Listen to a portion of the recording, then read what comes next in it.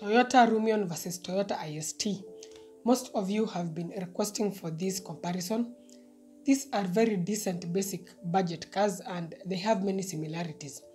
As with most Toyotas, the engines, transmissions, and many other components are shared across the board, so it becomes very easy and affordable to maintain these cars. Both are very reliable and fuel efficient as well.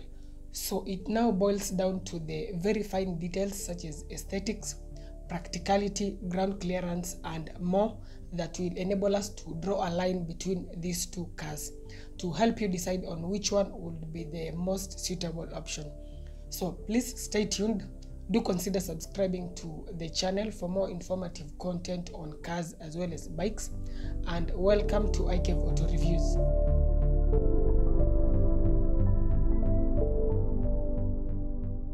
So unfortunately, both cars are no longer in production.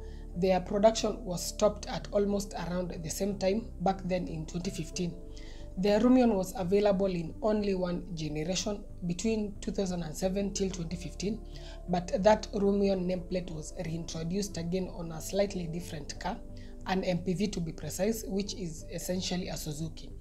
The IST on the other hand was available in two generations. The specific one we'll be having a look at in this particular comparison is the second generation, which was in production from 2007 till 2015.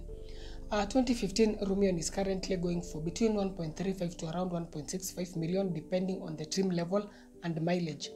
And IST on the other hand is going for roughly between 1.4 to around 1.6 million for the 2015 models, again depending on the trim level and mileage.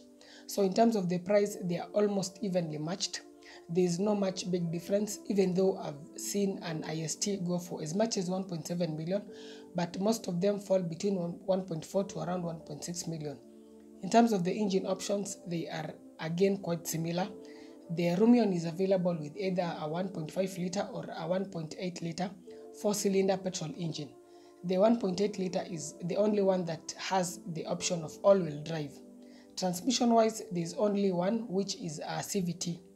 These engines are extremely reliable and hardy, and as expected, the 1.8 is less fuel efficient but more powerful than the 1.5. Considering the high cost of fuel, the 1.5 is the more sensible choice. It strikes a very good balance between power and fuel consumption. For daily commutes and even long distances, it's very decent in terms of power. It may struggle just a bit when going up steep inclines, especially when the car is heavily loaded, but apart from that, it's not bad at all. The transmission is also a reliable one. Of course, not as hardy as a conventional automatic, but with good maintenance, it can be very reliable. Avoid rapid and hard accelerations because CVTs are not meant for that. Just drive decently, use the recommended CVT-F and it will not disappoint. The IST also comes with a 1500cc 4-cylinder petrol engine that is mated to a CVT gearbox. You can also get an 1800cc that is mated to a 4-speed automatic, but those variants were discontinued in 2010. So from 2011 till 2015, you can only get an IST with the 1500cc coupled to the CVT gearbox. This car is also available in either front or all-wheel drive. Now, the IST feels a bit more powerful compared to the Rumion with the same 1500cc, majorly because of the weight. The IST is lighter by nearly 200 kilograms. It's also slightly more aerodynamic, so it's slightly more fuel efficient than the more boxy Rumion, as we will see later. Reliability wise, it's also very solid, just like the Rumion. There's nothing much that goes wrong with these cars. All they need is just simple and basic maintenance, and they can last for a very long time. These are not complicated cars by any means. Moving on to fuel consumption, the 1.5 litre in the Rumion can get up to around 14.5 kilometers per litre. In traffic, it will certainly drop to maybe around 10-11 depending on how heavy the traffic is, but generally expect a more real-world figure of about 13.5 kilometers per litre. The 1.8 can achieve up to around 13 kilometers per litre, which is decent, not too bad. The 1.5 in the IST can get around 16 kilometers per litre, while the older discontinued 1.8 around 14 kilometers per litre. So efficiency wise, the IST is better, thanks to its lighter weight and more aerodynamic body. The boxiness of the Rumion certainly does affect its consumption, but on the plus side, it translates to a very spacious and practical interior, as we will see later. Rumion has a 50-litre tank, while IST has a slightly smaller 42-litre tank. In terms of the brakes, both cars get discs both at the front and back, with the front ones being ventilated, but the very basic variants of the Rumion get drums at the back. The Rumion has a 135mm ground clearance, which is a bit low, so the underside of the car may get scratched when going over big bumps. This is a challenge that you will not be likely to face in the IST because it's among the few hatchbacks that have good clearance, measuring in at around 145mm.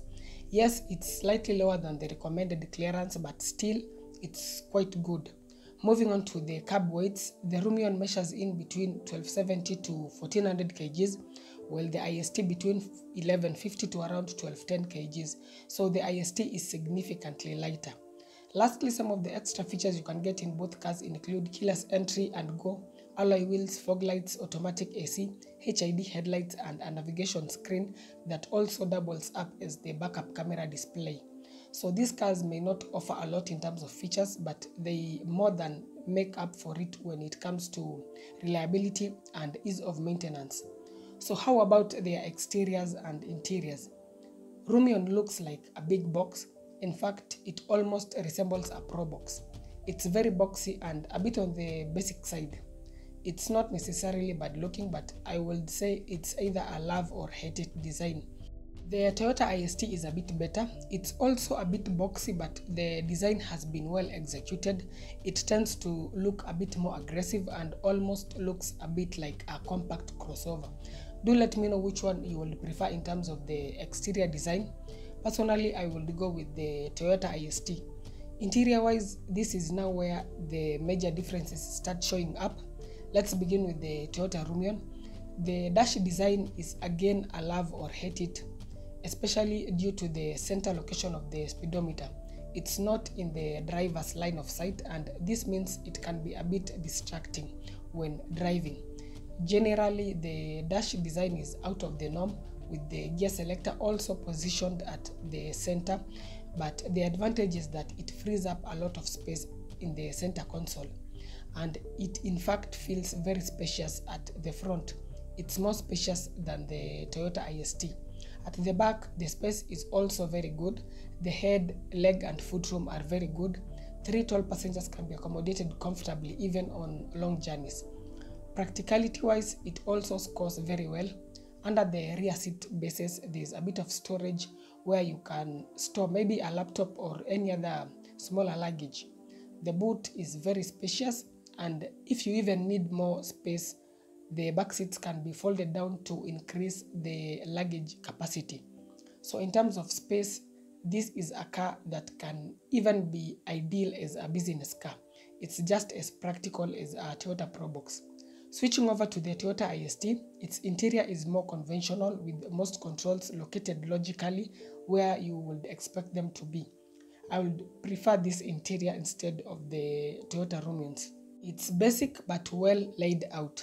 The space at the front is good enough, though not as spacious as the Rumions. At the back, the space is again just decent, average to be precise. 3 people of average height can be accommodated in relative comfort.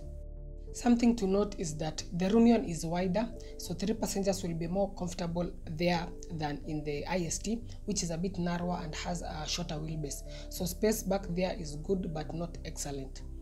The same can be said about the boot, but if you need more space, then the rear seats can also be folded in a 60-40 split configuration to create more luggage space. So that said, let's now quickly talk about each car's strong and weak points before we conclude by giving our recommendation. Beginning with the Toyota Rumion, its strong points include its reliability. It's a simple car with absolutely no sophistication, and this results in very good reliability and ease of maintenance. Secondly, it's very practical and spacious to even be used as a business car for ferrying goods to and from your business premise. be it electronics, vegetables, and more.